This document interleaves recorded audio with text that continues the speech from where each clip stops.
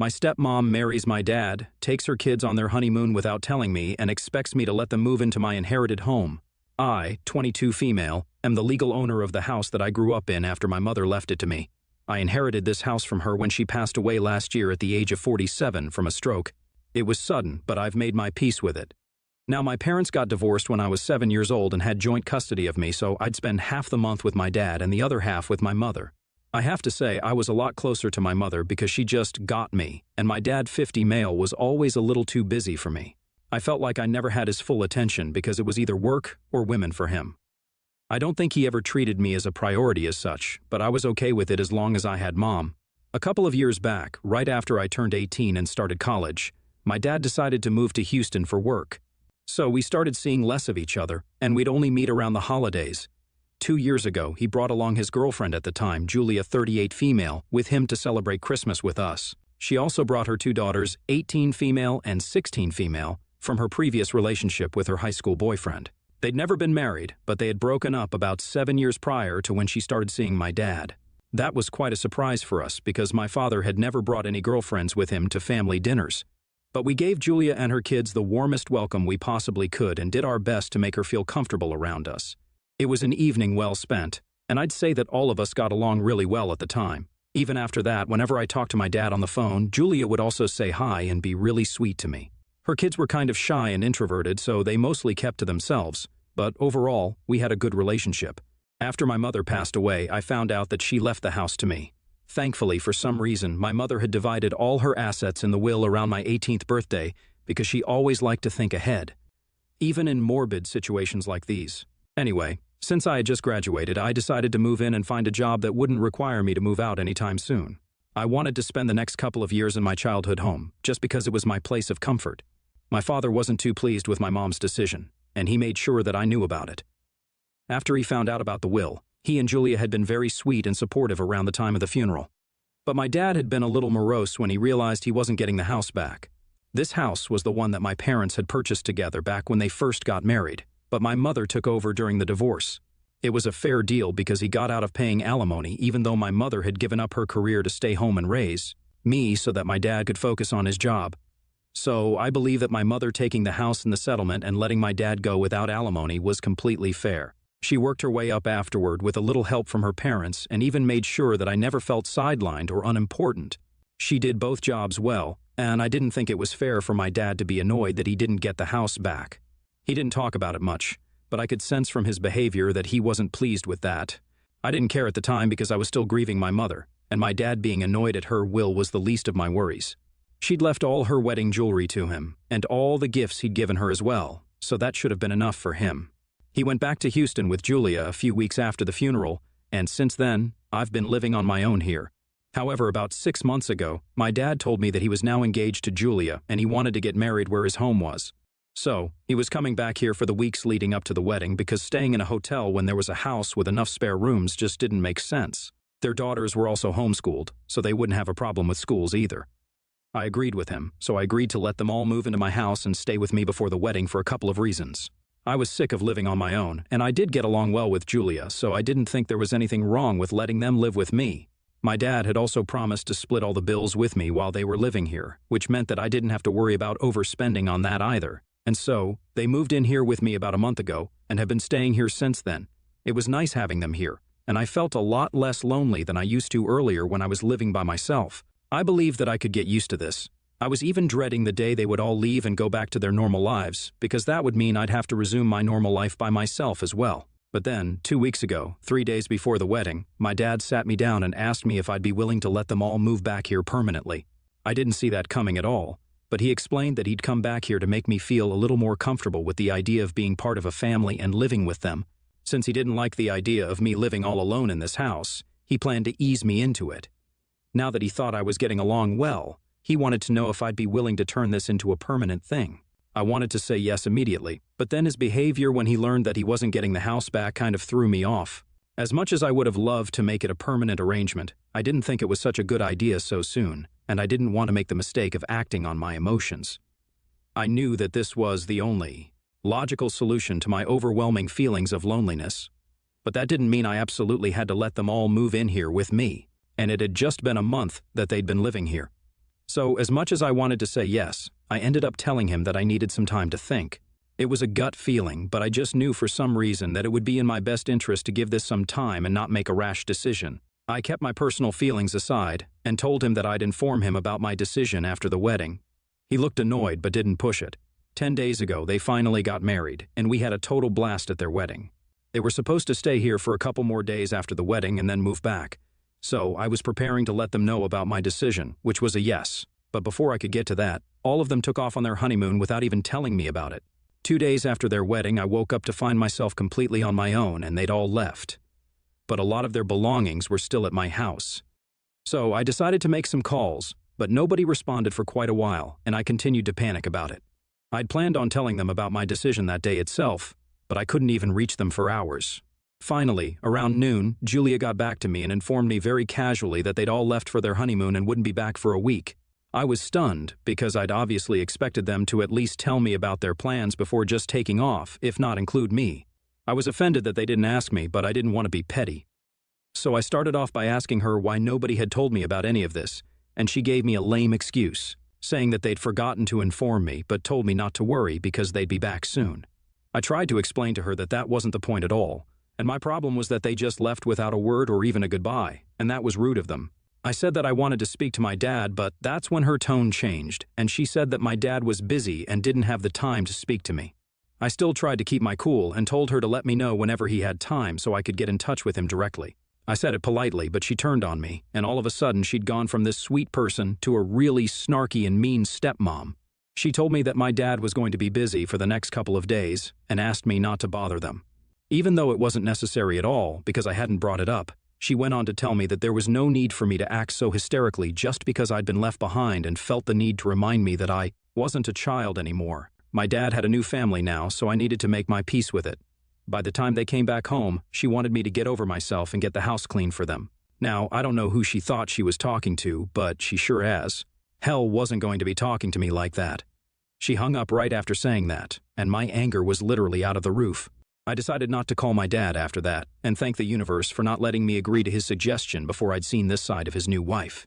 There was no way in hell that they were living with me anymore, so I personally packed all their belongings up as haphazardly and badly as I could, stuffed them in a couple of cardboard boxes, and left them in the yard for them to find whenever they chose to come back. I didn't care what became of those things because they didn't belong to me, and neither did they belong inside a house that was mine. After that, it was life as usual for me, and I tried not to think about the betrayal that I'd felt because of what my dad had done for no real reason. Yesterday, they finally came back from their honeymoon, and luckily, I was at work when they found all their stuff in the yard. I'd also changed the locks on the door in the meantime, so they couldn't get in either, and my dad was extremely pissed off when he contacted me about it.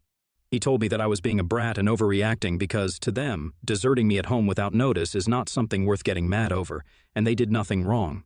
I just told him to take their boxes and leave, and if I saw them on my property when I came back home, I'd call the police. He cursed at me and then hung up, but I had to get back to work and couldn't waste my time worrying about that. When I got home after work, I noticed that they'd taken their things and left, and I thought that this was the end of it. But the most annoying bit was yet to come. Around midnight, my dad called me up and told me that Julia had something to say to me. She told me that she was sorry about the way she spoke to me and that she took it all back. She'd love to have a second shot at making amends with me, and she didn't want to be on bad terms with me over something so petty. I told her to shut the hell up and leave me alone because I didn't need her fake apologies. I'm not a fool, and I could tell why she suddenly wanted to play happy family now that I wasn't going to let them live with me anymore. If she had any regrets, she wouldn't have waited for so long to realize that she'd messed up and would have apologized right after the phone call that day, or even during her vacation for that matter. I'm sure my dad isn't sorry either, but when he realized that I wasn't going to forgive them, he decided to go all sentimental on me and told me that I was being heartless by not allowing them to live with me. He said that he was willing to split all the bills with me if I let him move back in, but he wanted to live in this house since it reminds him of my mother. So it would be really selfish of me to kick them out like this without thinking of what the repercussions of that might be, because he'd only come back to feel closer to my mother apparently. He even said that Julia had just been in a bad mood that day and didn't mean anything she said, and even her kids missed me, so they wanted me to allow them to come back and let them have a fresh start here. But I wasn't having any of it. I'd always known that my dad had his eye on this house ever since the divorce, and now that I'd seen this side of Julia, I didn't want to risk anything. So I told him that they could go back home because I wasn't changing my mind. Then, out of nowhere, my dad started bawling his eyes out on the phone and accused me of being the most selfish daughter ever because I couldn't even let him live in the house he'd spent the happiest days of his life in over a silly little disagreement that I'd had with Julia, and because they hadn't taken me with them on their honeymoon. Which wasn't even the whole reason. He said that I was being petty and mean and that my mother would hate this ugly side of mine. ITA for not letting my dad and his new family move back in with me after his new wife was rude to me and they didn't ask me to. Accompany them on their honeymoon vacation? Update 1. The comments on my original post were definitely a reality check. I don't think some of you all needed to be that rude about it, but I get the point everyone was trying to make. For the most part, I stuck to my decision and didn't let my dad move back in because, very frankly, he just doesn't deserve it. He's been nothing but awful to me so far, and I don't need any more of that in my life. It was nice while it lasted because both he and Julia were very sweet to me initially. But once I told my dad that I still needed time to think, their real colors started to show. They probably ran out of patience and thought that they could intimidate me into letting them live with me, but unfortunately, I'm not that weak. I'd rather be lonely than end up spending my time with the wrong people. I shouldn't have let them come here at all because his reaction when he learned that the house's ownership had been transferred to me and not him should have been enough for me to realize how materialistic and selfish people can be when it comes down to it. As for Julia, I'm glad that she chose to pick a nonsensical fight with me and ended up messing things up for herself on a grand scale. Because had she not said that, we would have all been a happy family now, or I guess we could have been. But that will never happen because I'm not falling for their fake behavior again. I was lonely, I missed my mom, and all my grandparents had passed on already. So, I needed a family to be my support system, but these people are definitely not up for that job, and I'm relieved I realized that before it was too late. It's been a couple of days since they left, but my dad's been calling me regularly and keeps texting me because I'm not answering his calls. He thinks that I should at least give them one last chance at fixing things, but they don't deserve it. They blew their one chance, and if I give them another one, I'm sure they'll blow it too. And that will backfire on me more than anyone else. So, it doesn't make sense to take that risk. I feel bad that I'm treating my dad like this, but there's not much I can do in such a situation. You reap what you sow, and in his case, he never bothered to put in much of an effort with me. So he doesn't get to complain when he realizes that I'm not going to make life decisions based around him and his feelings, because he never did that for me. Update 2. So apparently my dad's not just insistent, but he's pretty desperate to move in. Guess why? Because he didn't take a break from his job like he'd claimed to. He'd been fired a couple of months ago before his wedding and had been living off of his savings so far, which was plenty. But now, after an extravagant wedding and a lavish honeymoon, he'd finally told Julia that they couldn't afford to go back once again and try their luck in Houston because he wouldn't be able to afford rent there. Julia had quit her job to be a stay-at-home mom after she met my dad, so she couldn't help. So now they needed to find a place here, and my dad had just assumed that I'd let them live with me. Julia had no idea about any of this until he told her the truth, which is why she even bothered to apologize. So I was right about her not having any real regrets about her behavior. She's as fake as it gets, but that's the kind of wife my dad deserves anyway. He contacted me today and requested me to let them move in just a couple of days until he's able to find a proper job that pays well enough for him to be able to afford to move out. But I told him that I was going to do no such thing. They'd been nasty to me, and I didn't need that kind of negativity around me. He's a grown man.